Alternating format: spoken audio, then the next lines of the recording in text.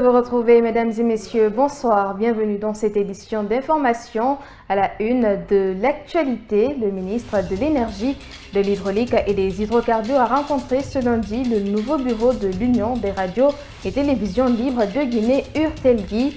Une rencontre qui avait pour objectif de définir une stratégie de communication en vue de sensibiliser les ménages sur la question de consommation de l'électricité en Guinée. Le compte-rendu à suivre. C'est officiel, le 25 septembre 2024 est la date de la rentrée scolaire 2024-2025. L'annonce a été faite par le ministère de l'Enseignement préuniversitaire et de l'Alphabétisation hier dimanche. Rencontré par notre rédaction, le directeur communal de l'éducation de Matoto dit être prêt à affronter cette nouvelle année sans fausse note. C'est tout pour le sommaire. Consommation rationnelle de l'électricité dans les ménages, le ministre de l'Énergie, de l'Hydraulique et des Hydrocarbures échange avec le nouveau bureau de l'Union des radios et télévisions libres de Guinée. Avec ses patrons de médias audiovisuels, le ministre Aboubacar Camara veut miser sur leur contribution pour faire du secteur de la production énergétique un service rentable pour l'État et au bénéfice des ménages. Amara Bangoura.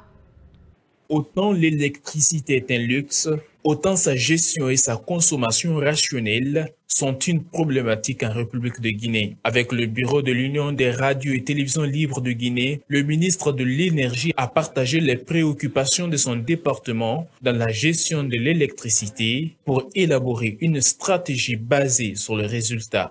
Cette crise est issue d'un certain nombre de problématiques que nous connaissons tous, qui va du non-paiement des factures, des branchements clandestins, du mauvais comportement de certains agents de EDG, mais aussi des politiques antérieures menées dans ce secteur.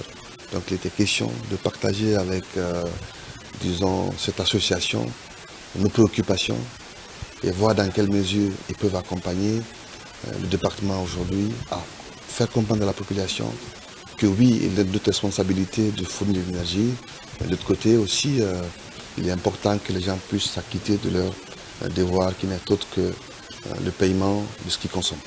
L'approche des patrons de médias l'apprécient. Pour la moralisation de la gestion et la consommation de cette denrée, l'URTELGUI compte jouer sa partition, comme le souligne son président. Nous apprécions et nous prenons cette invitation à sa juste valeur. Et nous pensons que nous allons commencer à travailler sur des stratégies, mais aussi des stratagèmes, à travers lesquels justement on peut faire passer la bonne communication, une communication vérifiée et vérifiable. Cette rencontre sera élargie à plusieurs autres structures. Dans les jours prochains, c'est l'électricité de Guinée qui va accueillir le département pour définir des stratégies à l'effet de rendre la production plus rentable. Et puis, cette information en bref et en image, le ministère de l'Administration du Territoire et de la Décentralisation a annoncé une suspension temporaire de 4 mois pour la délivrance des agréments aux organisations non gouvernementales et mouvements associatifs. Cette mesure, qui entre en vigueur à compter de la date de signature, vise à renforcer les contrôles et l'évaluation des activités de ces organisations selon le département. Durant cette période, le renouvellement des agréments ne sera possible qu'après une évaluation préalable par la Direction nationale de l'administration du territoire, des programmes et des actions. L'évaluation portera sur les actions réalisées par les organisations concernées en vérifiant leur alignement avec les objectifs statutaires définis. Selon le MATD, la décision sera largement communiquée et publiée dans les canaux appropriés pour assurer une transparence totale auprès des acteurs concernés. Des détails à retrouver sur notre site d'information siaminfo.com.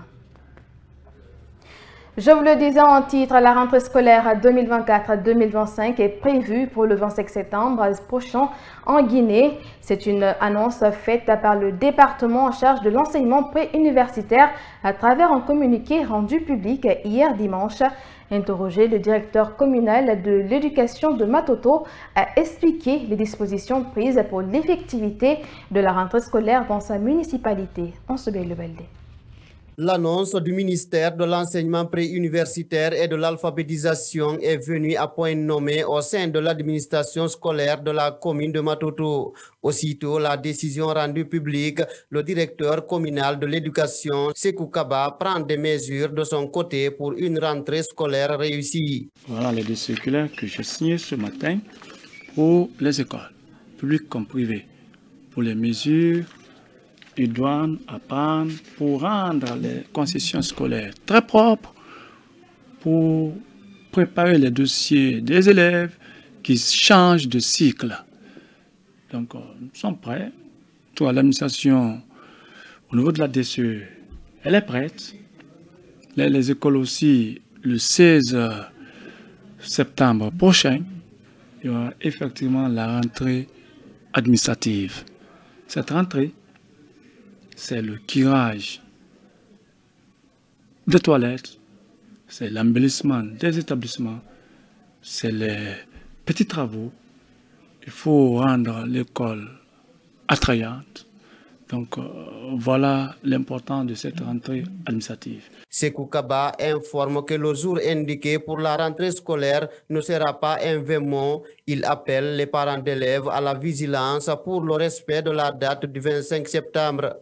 Bon, on n'a pas la force d'aller cueillir les enfants à la maison, mais retenez tout simplement que les élèves qui seront présents dans les salles de classe seront enseignés.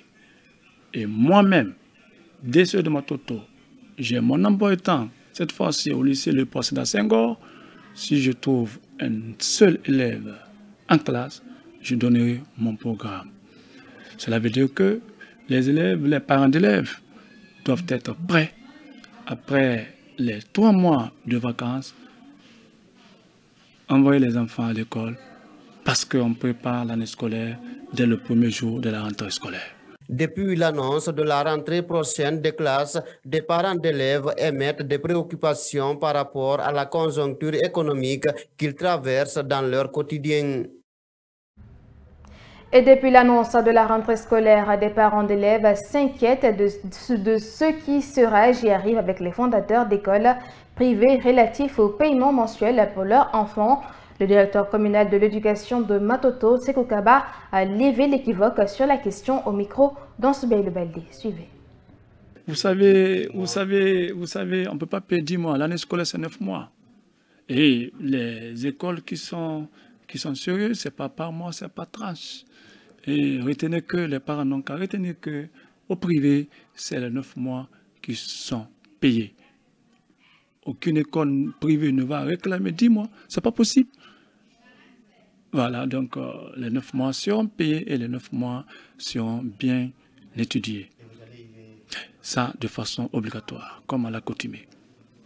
Bon, ça, c'est justement un rappel. Vous n'êtes pas sans savoir depuis 2 ans. Nous sommes sur cette lancée.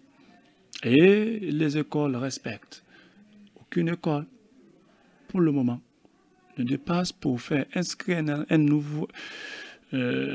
élève à plus de 150 000 francs. Il n'y a pas une école qui réinscrit un candidat à plus de 100 000 francs. Ça fait depuis 2 ans. Et c'est un rappel que le département nous a signifié. Et ce rappel sera exécuté à 100%. Ce week-end a été ponctué de grandes décisions en République de Guinée. Le président de la transition a d'abord limogé le directeur général du Centre national de surveillance et de la police de la pêche, sans évoquer les raisons. Pendant ce temps, la direction générale de la Société des eaux de Guinée, SEG, a plutôt été meublée d'une nouvelle direction générale. Amara Bangoura revient sur toutes ces actualités. La décision est tombée samedi à travers un décret présidentiel lu à la télévision nationale. L'ancien président du Conseil national des jeunes de l'Union des forces démocratiques de Guinée a été limogé de son poste de directeur général au Centre national de surveillance de la police de la pêche par le général Mamadi Doumbouya qui s'est envolé pour la Chine. Nommé en 2022, Mohamed Bakary Keïta a d'abord été suspendu par sa hiérarchie en novembre 2023 pour du ton faute lourde avant d'être finalement débarqué avec un parfum de corruption qui plane autour de sa gestion. Dans le même acte, le président de la transition précise que l'intérim est assuré par le directeur général adjoint du service. À la Société des eaux de Guinée, des changements stratégiques ont été également enregistrés. Dans un autre décret lu le même jour, le président de la transition a placé sa confiance à 2 cadres. Il s'agit de Tierno Mamadou Nassirou Diallo, ancien directeur adjoint chargé de l'exploitation et de la qualité de la SEG, désormais directeur général de la Société des eaux de Guinée. Il remplace à ce poste Aboubakar Kamara, récemment nommé ministre de l'énergie, de l'hydraulique et des hydrocarbures. Frigui Kamara, gestionnaire, a été lui nommé directeur général adjoint de la Société des eaux de Guinée. Pour ses prochaines sorties, le CELIA commence à enregistrer des forfaits. 3 cas sont déjà effectifs. Il s'agit de Seydou Sow, Isiaga Sylla et de Serou Girassi, tous blessés. Charles Paquié a déjà trouvé des remplaçants. Seront-ils relever le défi? Diana Bouchama pour en savoir davantage. L'équipe A du CELI national de Guinée disputera ces 2 rencontres des éliminatoires de la Coupe d'Afrique des Nations sans Seydou Sow, Isiaga Sylla et Serou Girassi. Tous blessés, ils ne seront malheureusement pas au rendez-vous. C'est d'abord le défenseur guinéen Seydou Sow, évoluant à Strasbourg, qui a subi une blessure lors du duel olympique Léonais Racing Club de Strasbourg.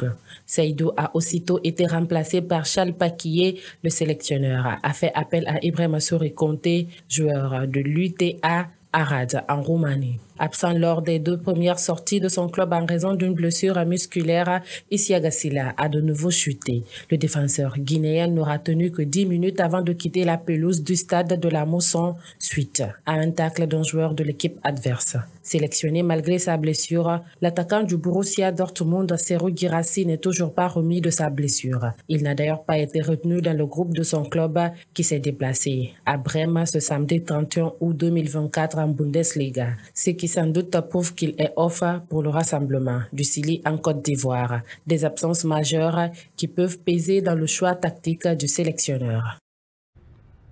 C'est ce commentaire qui met fin à cette édition d'information. À tous, merci de l'avoir suivi. Retrouvez l'intégralité de nos éditions sur notre page Facebook Kavi TV. À très vite.